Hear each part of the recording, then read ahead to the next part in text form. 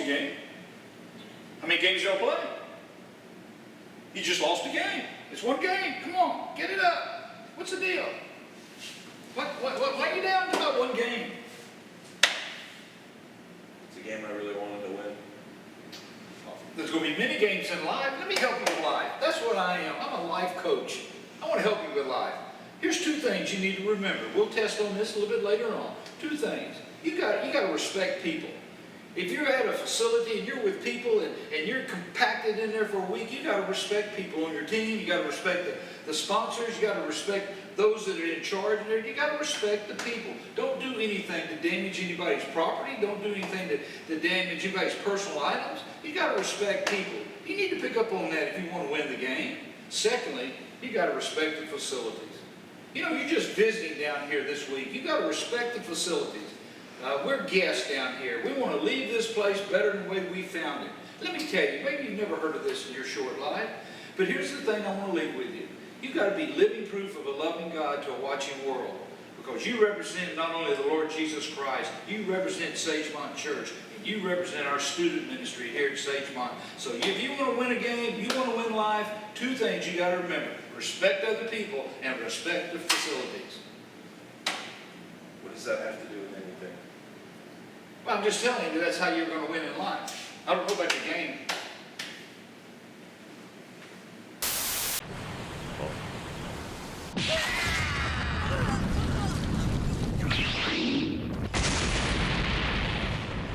Ha! That'll teach you to try and make me follow the schedule.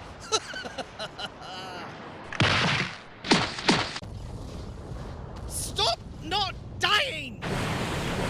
I can make my own decisions. That's where you're wrong, Frieza. Staff made the schedule so we can enjoy camp and not have it slip into chaos. Kind of like this exploding planet. Nope, I'm leaving. Oh, no, you don't.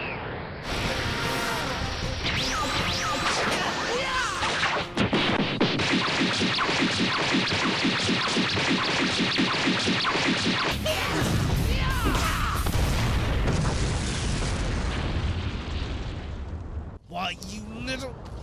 Huh? Where did... Oh, my. Okay, this fight's over. What? How so? I'm calling your parents. Well, you can't! Yeah, I can.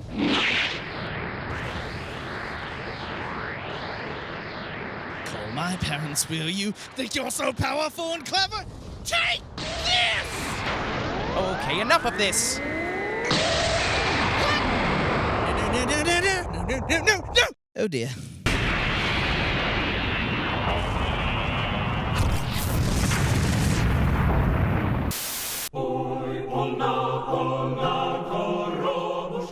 Good morning, families of the world, and welcome to Cooking Afternoon with me, Kyle, or whatever cooking show. Today we will be making... Kyle, why does cue card say enchilada? We clearly will not be making enchilada on this show. Have you not watched this show? Okay, Kyle is stupid. Today we will be making the soup of the chicken noodle. The first thing we will need to be doing when making the soup of the chicken noodle is remove our business jacket, because even though it signifies to the world that you are a legitimate businessman or a woman who has absolutely no additional income that would otherwise be known as illegal in the great country we live in, it is even more unprofessional to have stains on it. So first, we remove the jacket. Okay, now we're ready to make soup. Oh wow, look, it's so much magic. Now we have the ingredients. So what we will begin to do now, children and all the people, is we will start to make the broth. So we're going to cut up, this is a carrot. We're going to cut up a carrot. Important thing to note about the carrot, you will see most of the carrot we all want in the soup, but there's this part right here. See, this is the bad part. A way you can think of is the carrot in the soup. Think of it like, let's say, children at the camp. See, this is the part of the children stuff we want at the camp. It's all good, except for the weird hairs, but we will cut that off later. But see, this part, we will call this pulling pranks on people. See, all the rest of this is good, but maybe one part of you is like, maybe I should do prank. Maybe you should not do prank, because this part we will throw in the trash, or in your case, in the bay. Of course, I think the way we technically word it is send home to parents. it would be a shame if an accident were to happen on the way to parents, so yes? So except for the piece that fell on ground, they go in pot now. Next we have the bell pepper. And see, most of bell pepper is completely acceptable, except we don't want to deal with the thing in the middle. Once again, is completely unacceptable. All these seeds and stuff like that. This is once again, is like pulling pranks on people at camp. We are going to cut that part out.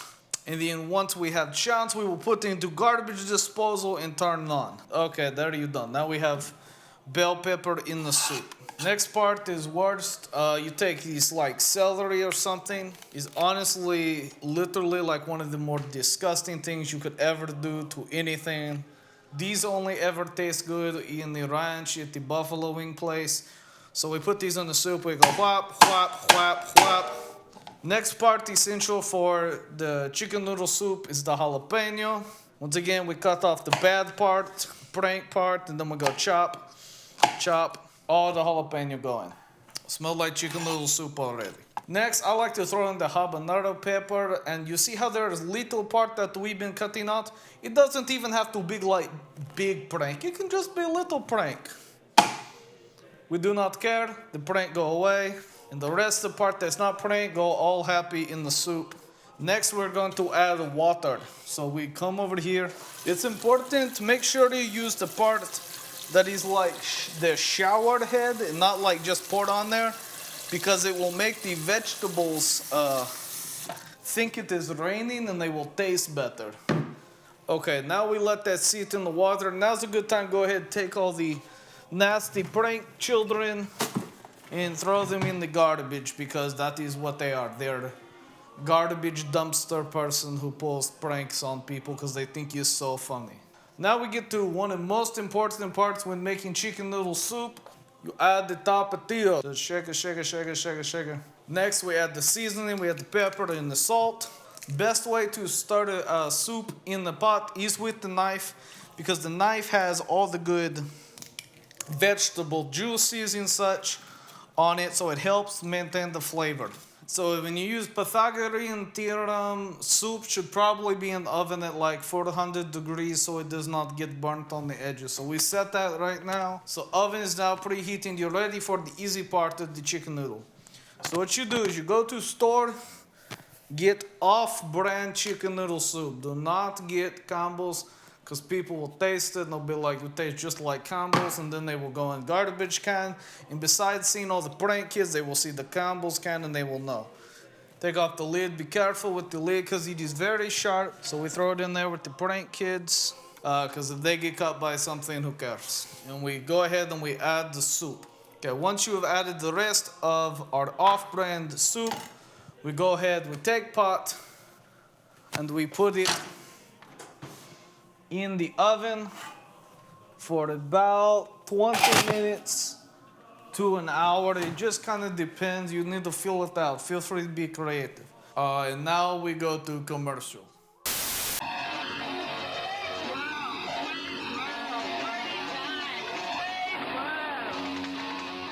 Hey there, I'm homeless pop star Julian DePoco.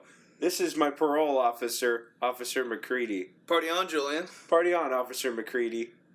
Now, we'd like to take a couple of seconds to remember the original host of the show, Wayne Almanac. All right, That's a good one. That was good. This week on DePoco's Picks, I was recommended an album called Wildflowers by Tom Petty. And after listening to about 2.5 songs, I decided that Permanent Waves by Rush is the greatest album of all time, and has been for about forever. And now, for Julian DePoco's top 5 ways to have fun at camp. At camp. What's number 5? Number 5 is to participate in all the events at camp, like rec and the night activities, because otherwise you're just being hot outside at somewhere that's not your house. And that would be such a weird decision to make as a person. And number 4, which is coincidentally both close to my heart and my wallet, Topo Chico.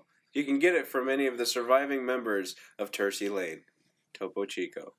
Number 3, sign up for any of the optional tournaments during free time, including but not limited to Gaga Ball and basketball. And if weather permits, a hockey tournament on the bay. Right on. And number 2, if you're feeling down this year, just go to Dan Fortson, Sagemont's most emotionally supportive leader, for hugs and words of affirmation. Really? And Julian DePoco's number 1 way of having fun at camp, while you're at camp, is to have fun at camp. It's like the Greek philosopher Nike used to say, just do it, my man. Oh, the Greeks. I hate their yogurt. Well, that's all the time we... Hi, and welcome back. Certainly glad you could join us here today. We've been doing a fantastic little series on the camp rules, and we're going to go ahead and run the other camp rules you'll need to be successful at camp along at the bottom of the screen. Now, while they're doing that, come on, I'm going to come over here and show you what we're doing over here on the canvas. Right here, we're representing the no mixing of the genders rule, commonly referred to as no purple. Here we have a lovely little girl's dorm right here. We have a boy's dorm, and we have a lovely little boy, a lovely little girl. Now you'll notice everything here is working the way it's supposed to be. We got that lovely crimson red, fatty and blue.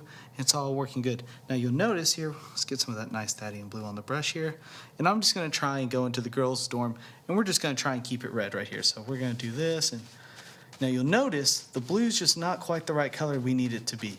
And you're going, and right there we're making an ugly shade of purple. Now purple's a lovely color, but here in the wrong context, something's just wrong. Something's just not right. Here, you know what? Maybe it's just the boy. So here, we're just going to wash off the brush a little bit, get a little water, shake that off, and just knock the devil out of it. All right, now we're going to get some of that lovely red here on the brush, cover up all the things, see? Number right there. And we're just going to go over the boards dorm, and we're just going to crisscross little shapes, crisscross. Remember, never overwork yourself while you're painting. Just love the little cross strokes.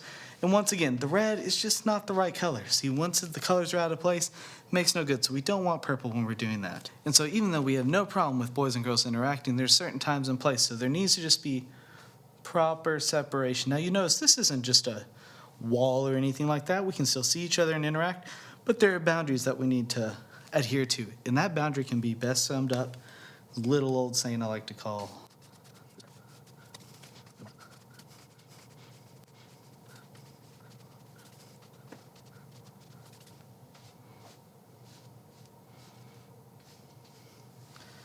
no purple. And remember, now you'll notice the words kind of drop off to the sides there for a second. There are no mistakes when we're painting. Unless, of course, boys and girls are doing stuff that they shouldn't. That's a mistake we don't want to happen. So, from all of us here, thanks for joining in. God bless, my friend.